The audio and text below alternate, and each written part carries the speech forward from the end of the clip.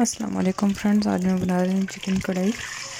تو چکن میں نے آئل میں ڈال دی، تو اس کو فرائی کریں گے، پھر ساتھ میں اس کے ٹماٹر بھی ڈالوں گی ثابت ہی۔ میں نے اس پہ کٹس لگا لی ہیں، آپ دیکھ لیں، کٹس لگا کے اس کو میں تھوڑا سا فرائی کروں گی اس کے ساتھ اوپر ڈھکن رکھ کے کچھ دن کے لیے۔ اب یہ ٹماٹر ہو گئے ہیں، اس کا میں چھلکا اتار لوں گی۔ جی گائز، تو اس کے چھلکے میں نے اتار لیے ہیں، تھوڑا سا میں نے اس کو میش بھی کر لیے۔ اب اس کو مکس کر لیتے ہیں، تھوڑی دیر بعد اس کو چیک کرتے ہیں، ڈھکن رکھ دیتے ہیں اوپر۔